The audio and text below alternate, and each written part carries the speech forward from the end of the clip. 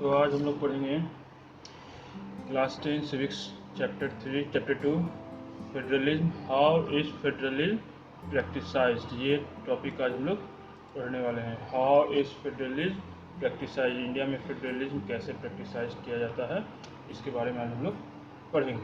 ठीक है, तो इसमें दिया है पहला बात, constitutional provisions are necessary for the success of federalism. मतलब कॉन्स्टिट्यूशन के द्वारा प्रोविज़न बनाना बहुत ज़रूरी है अगर फेडरलिज्म को सक्सेसफुली देखना चाहते हैं, फेडरलिज्म सक्सेसफुली काम करे, स्टेट गवर्नमेंट और सेंट्रल गवर्नमेंट अपना अपना लेवल पर अच्छे तरीक़ा से काम करे, तो कॉन्स्टिट्यूशनल प्रोविजंस होना जरूरी। कॉन्स्टिट्यूशनल प्रोविजंस का यहाँ पे मतलब हुआ कि हर किसी का पावर सही तरीक़ा से क्लियरिटी के साथ डिस्क्राइब किया हुआ हो, हर किसी के ऊपर लिमिट भी हो ताकि वो अपने पावर का गलत इस्तेमाल नहीं कर सके। फिर आगे बढ़ते हैं तो लिखा है the real success of federalism in India can be attributed to the nature of democratic politics in our country. बोलता है इंडिया में जो देखा जा रहा है कि सक्सेस हो रहा है फेडरलिज्म, उसका रियल रीज़न क्या है।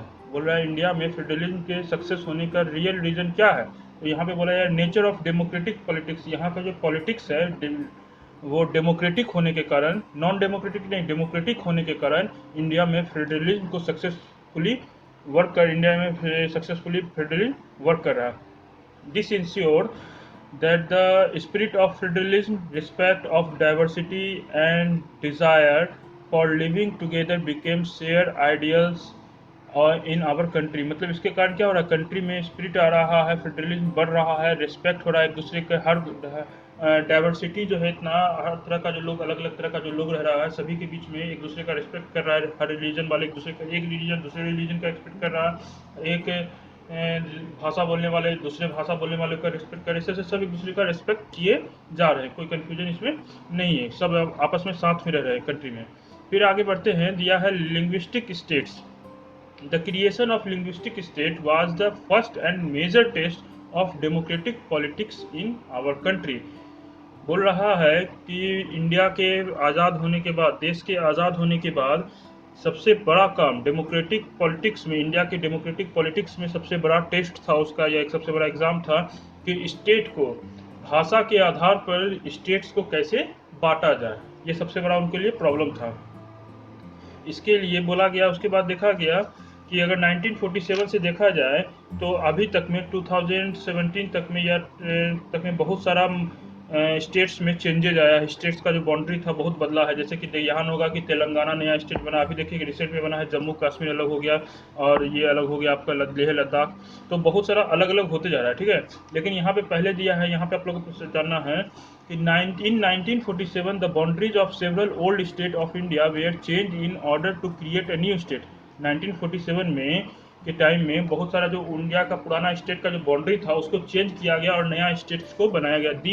This was done to ensure that people who spoke the same language lived in the same state. मतलब कुछ ऐसा लैंग्वेज के आधार पर क्या किया गया, पुराने स्टेट्स का बाउंड्री को चेंज करके नया स्टेट्स बनाया गया। जैसे कि महाराष्ट्र कह सकते हैं, वेस्ट बंगाल कह सकते हैं, इस सबका बाउंड्री चेंज हुआ। बाद में आंध्र प्रदेश बाउंड्री चेंज करके जो वहाँ के लैंग्वेज के हिसाब से अलग स्टेट बनाया गया। Some states were created not on the basis of language. कुछ स्टेट ऐसा था जो कि लैंग्वेज के बेसिस पे नहीं बना, वो बना है कल्चर के, वहाँ के ज्योग्राफी, वहाँ के कल्चर के बेसिस पे,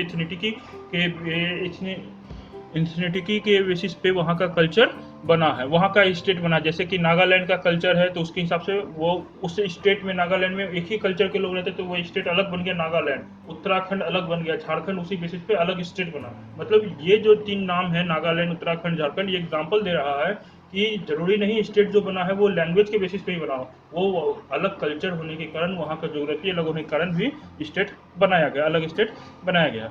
फिर आगे बढ़ते हैं, when the demand for the formation of the states on the basis of language was raised, some national leaders feared that that it would lead to the disintegration of country। जब बोला गया कि states को अलग अलग बनाया जाएगा, अलग अलग राज्य के हिसाब, अलग अलग राज्यों का फॉर्मेशन किया जाएगा, तो कुछ नेशनल लीडर्स को डर लगा कि इससे क्या होगा, देश टूट जाएगा, इससे क्या होगा, देश टूट जाएगा। तो इस कारण से क्या हुआ, कुछ टाइम के लिए सेंट्रल गवर्नमेंट जो था वो इस बात को, ये स्टेट्स को बंटवारा करने का बात को टाल दिया।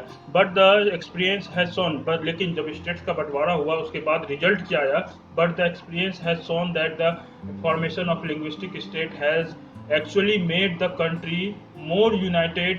It has also made administrative easier। मतलब बोला जा रहा है कि जब स्टेट्स बनाया गया, अलग अलग स्टेट्स बनाया गया, तो उसमें देखा गया कि जैसे हम कह सकते हैं ना कि जब अलग अलग स्टेट्स बना तो उसमें देखा गया कि ज़्यादा यूनिटी हो गया। मतलब एक ही स्टेट में एक ही तरह का लोग है तो वो आपस में नहीं लड़ेगा दूसरे भाषा बोलने वाले को। एक एक भाषा बोलने में, जैसे महाराष्ट्र जो है, महाराष्ट्र में महाराष्ट्र बोलने मराठी बोलने वाले सभी लोग रह रहे हैं, और वो जाके गुजरात के लोगों से या फिर वेस्ट बंगाल के लोगों से बंगाली क्यों बोलते हो ऐसा लड़ने नहीं जाएंगे। इसी कारण क्या हुआ, सब एक दूसरे का रिस्पेक्ट करने लगे। जब सबको अपना अपना अधिकार मिल गया, सबको अपना अपना राइट मिल गया, तो सब दूसरे एक दूसरे के भी राइट्स का, सब दूसरे एक दूसरे के कल्चर का, लैंग्वेज का भी रिस्पेक्ट करना शुरू करने लगे, जिससे कि क्या हुआ, कंट्री में यूनिटी बढ़ गया और एडमिनिस्ट्रेटिव का काम भी ईजी हो गया। कैसे, अब हम कहते हैं मराठी का काम है, मराठी एक स्टेट बनाया गया महाराष्ट्र, उसमें लोग रहेगा सिर्फ मराठी लोग रहेगा, ठीक है। अब ध्यान से समझना है एडमिनिस्ट्रेटिव काम, अगर वो स्टेट नहीं बनता तो वहाँ पे बंगाली भी होता, गुजराती भी होता, भोजपुरी भी होता, कन्नड़ भी होता, तेलुगु भी होता, इतना सारा लोग जब सब साथ में रहता तो फिर दिक्कत हो जाता रूल करने में एडमिनिस्ट्रेटिव का काम करने में दिक्कत होता। अगर उसको कोई नोटिस निकालना होता तो कितना लैंग्वेज में नोटिस निकालना पड़ता। इसलिए क्या किया, लैंग्वेज के हिसाब से जब एक स्टेट बना दिया तो उसमें मेजोरिटी हो गया, मेजोरिटी बेसिस पे आ गया मराठी, तो मराठी लैंग्वेज में ही सबका सब नोटिस निकलेगा। उसके साथ में इंग्लिश और हिंदी भी होगा, लेकिन इस तीन के अलावा ज़्यादा को जुड़ा नहीं जाएगा। इंग्लिश भी होगा, हिंदी भी होगा, हो सकता है हिंदी ना भी हो मराठी में महाराष्ट्र में कोई नोटिस निकले, ऑफिशियल नोटिस लोकल बेस पे, तो उसमें मराठी लैंग्वेज में होगा और इंग्लिश लैंग्वेज में होगा। तो इससे क्या हो गया, मराठी लैंग्वेज में से लोग ज़्यादा समझेंगे, तो इस कारण से एडमिनिस्ट्रेटिव का काम को भी ईजियर हो गया, ठीक है। अब आगे हम लोग लैंग्वेज पॉलिसी में, ये हम लोग नेक्स्ट वीडियो में पढ़ेंगे, ठीक है। इसमें अगर कोई कन्फ्यूजन हो तो पूछिएगा।